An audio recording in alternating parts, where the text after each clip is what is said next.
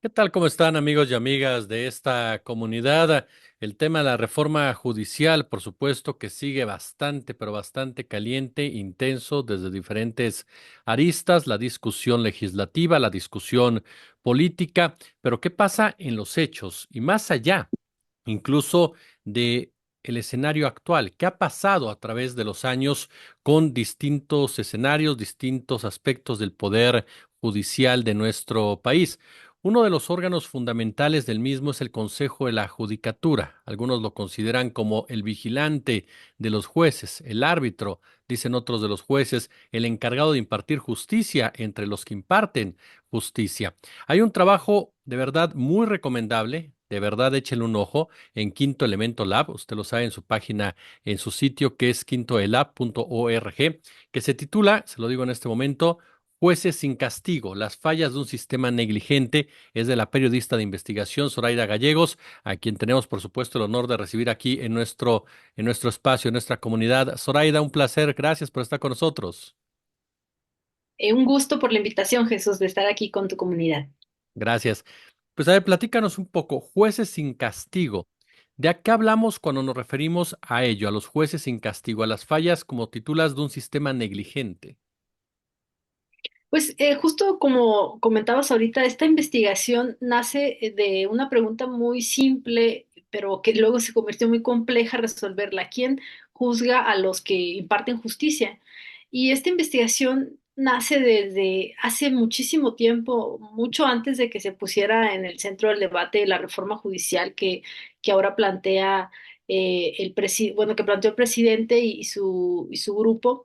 Y buscaba responder eso, o sea, ¿quién los vigila y quién los juzga? Y nos dimos a la tarea de tratar primero de entender cómo funciona el sistema disciplinario que encabeza el Consejo de la Judicatura. Y una vez que logramos desenmarañar un poco esto, solicitamos todas las sanciones que se han impuesto desde el 2000 hasta principios de este año. Si tú recordarás, el Consejo de la Judicatura inicia operaciones en 1995 y el periodo que abarca esta investigación es justamente de enero del 2000 a principios de este año. Entonces, es una radiografía de 24 años de cómo ha ejercido su función el Consejo de la Judicatura, específicamente en las tareas de vigilancia y sanción hacia jueces y magistrados. Nosotros encontramos que en estos 24 años ha emitido 664 sanciones solamente contra jueces y magistrados. Y uno de los hallazgos principales es que el 90% de las sanciones que se emitieron son simples regaños o llamados de atención hacia los jueces y magistrados de, pues, estás haciendo esta irregularidad, no lo vuelvas a hacer, ¿no? O sea, pero no pasa de ahí. Solamente 28, a ver, te doy el dato correcto, dame un segundo, 22 jueces y 8 magistrados han sido destituidos.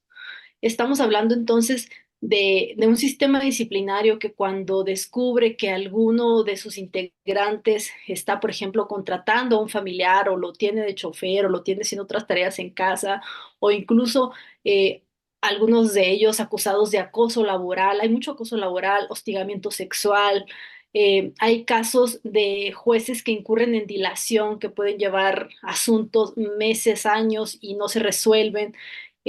Jueces que negaron el amparo a alguien que estaba solicitando la protección en casos de tortura o incluso alguien que está ya recluido en algún penal y está solicitando servicios médicos y el juez no se pronuncia. O sea, todos estos casos, bueno, son muchos más, pero por ponerte unos ejemplos, en la mayoría de estos casos lo que ha hecho el Consejo de la Judicatura es regañar a sus jueces y magistrados. Y esto ¿qué nos dice? Pues que 9 de cada 10 de estas personas que han sido sancionadas han podido regresar a su puesto sin mayores consecuencias. Por eso hablamos de un sistema negligente. Es decir, que en realidad no está cumpliendo con la labor para lo cual fue creado el Consejo de la Judicatura. No llega, y sí tiene, me imagino, las herramientas para sancionarlos. O sea, sí hay normas y reglas para castigarlos con base en estas acciones que llevaron a cabo. Sí, lo interesante de esto es que el Consejo de la Judicatura cuenta con diversas instancias. Por ejemplo, tiene una visitaduría judicial que se conforma por distintas personas que se encargan de ir a hacer revisiones a los juzgados, a preguntar a la gente que trabaja ahí cómo los trata el juez, cómo se resuelven los asuntos.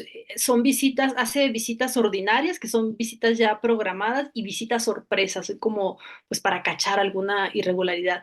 Luego tiene una unidad general de investigaciones, que digamos es como su brazo investigador, y esta unidad tiene facultades pues muy poderosas, como por ejemplo decirle a la UIF, oye UIF, tengo sospechas de que esta persona tiene movimientos irregulares, ¿me podrías ayudar a brindarme información?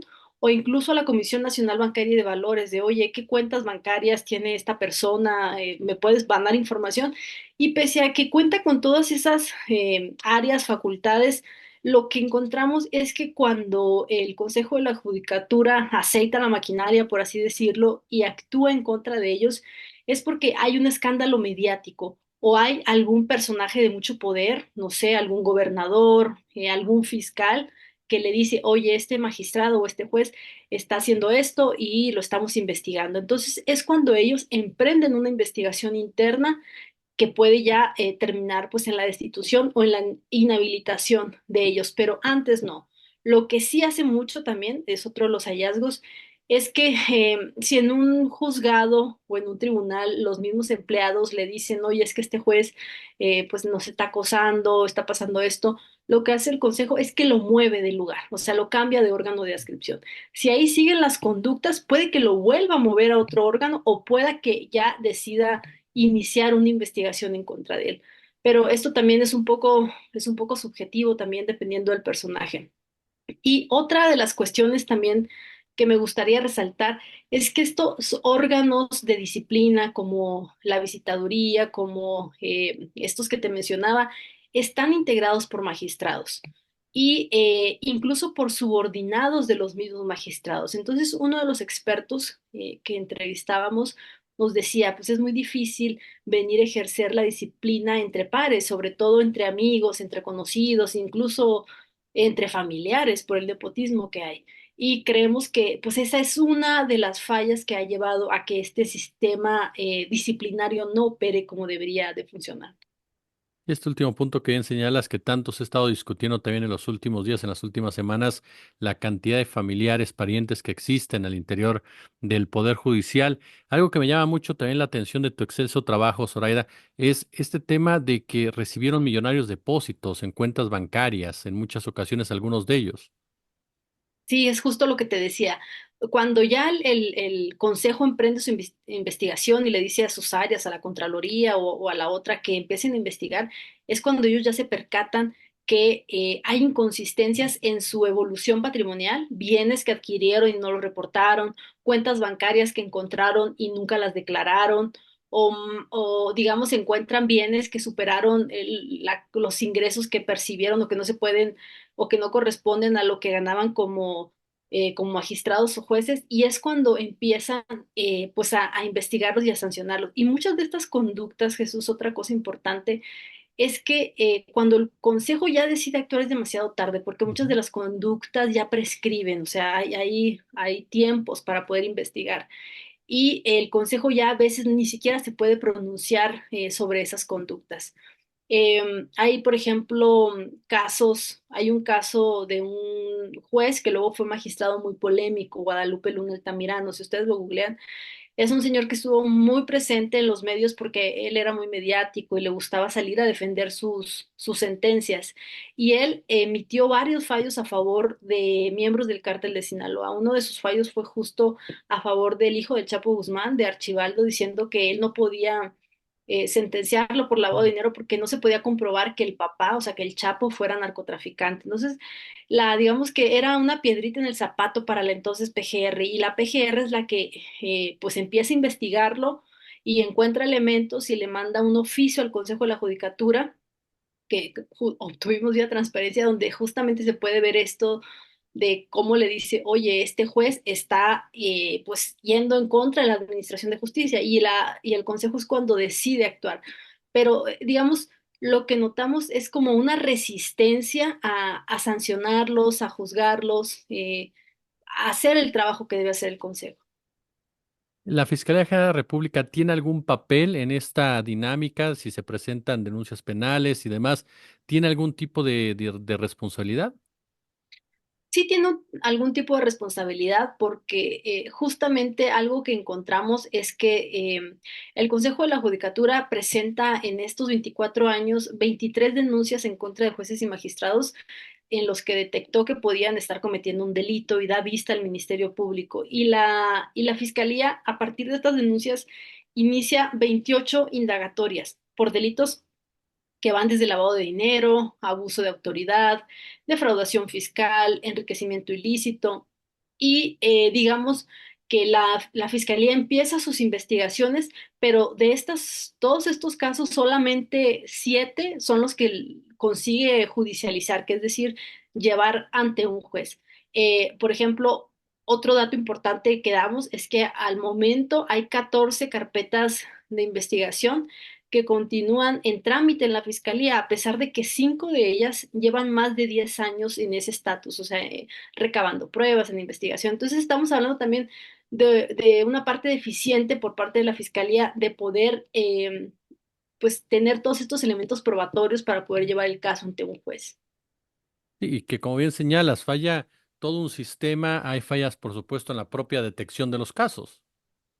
Sí, o sea, hay un elemento también importante que es que lo que te decía ahorita, muchas de las denuncias penales que llegaron a la fiscalía el Consejo de la Judicatura denunció tan tarde, incluso en el promedio en 2 años después de que detecta la conducta, que cuando ya llegan a la fiscalía, el delito también ya estaba prescrito o estaba a punto de prescribir, es decir, de extinguirse la posibilidad de la fiscalía de que pudiese pronunciarse o seguir investigando sobre eso. Entonces, digamos que hay todo un ecosistema que propicia esta impunidad a favor de jueces y magistrados.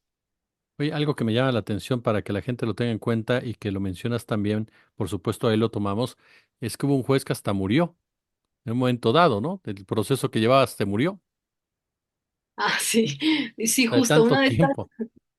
estas 5 carpetas que llevan ahí más de 10 años de investigación, hay un juez que incluso ya, o sea, ya falleció y la fiscalía estaba ahí todavía investigándolo.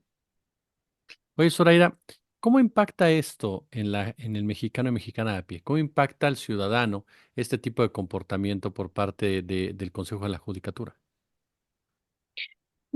Mira, es muy interesante cómo al Consejo de la Judicatura, nosotros nada más nos enfocamos en las sanciones, pero digamos que estas sanciones parten de un cúmulo de quejas impresionantes. O sea, nosotros teníamos ahí un dato que no lo metimos en la investigación porque nos parecía un poco confuso poder explicarlo, pero digamos, había pues, yo creo que más de 30,000 quejas en ese mismo periodo y lo que nos decían es que mucha gente que, por ejemplo, pide un amparo y no se lo dan, entonces va y pone una queja, ¿no? Entonces hay como mucha inconformidad ciudadana ante los fallos que emiten los jueces o también en contra de que no atraen el asunto que a esa persona le interesa o le atañe y eso pues a ellos les perjudica en que no haya pues un pronunciamiento de la autoridad respecto a eso.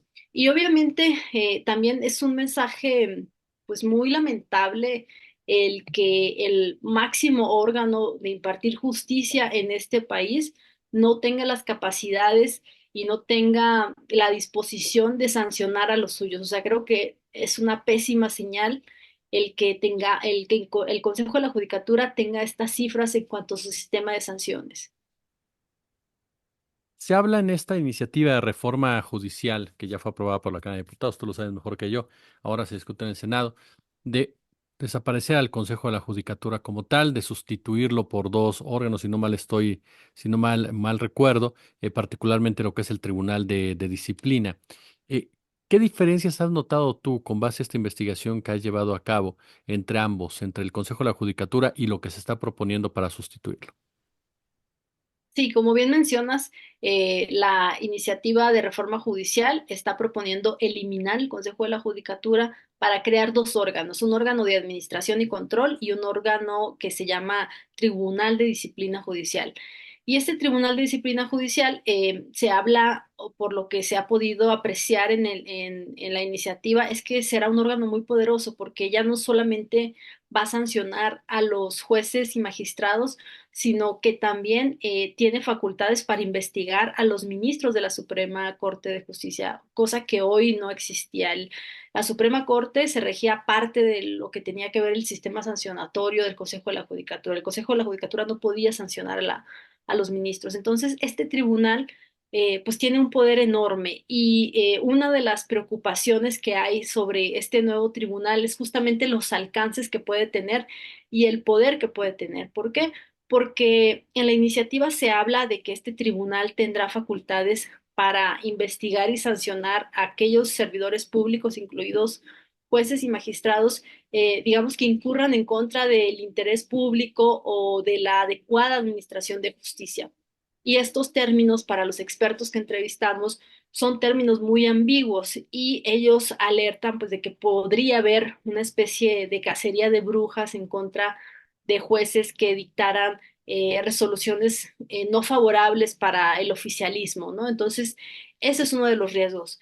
El otro riesgo es quiénes van a llegar a este tribunal. O sea, una de las preocupaciones justamente es que lleguen personas que atiendan o que respondan a intereses políticos o partidistas. Entonces, digamos que esas son como las dos mayores preocupaciones que hay en torno a la creación de este tribunal y que tampoco sabemos muy bien la estructura pues, orgánica, por así decirlo, de este tribunal, porque eso pues quedará diseñado en las leyes secundarias. Ahí es donde ya podremos saber a bien cuáles serán específicamente las facultades de este tribunal, por qué áreas se integrará, pero por lo que se sabe hasta ahorita, pues es un órgano de mucho, será un órgano de mucho poder.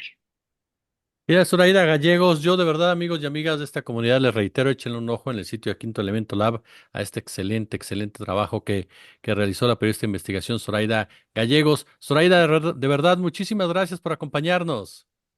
Gracias a ustedes por el espacio. Los invito a que lean la investigación y a que exploren un buscador que tenemos en la página web, donde pueden ustedes incluso buscar por palabra clave o por nombre de juez y magistrado para explorar ahí qué sanciones ha tenido.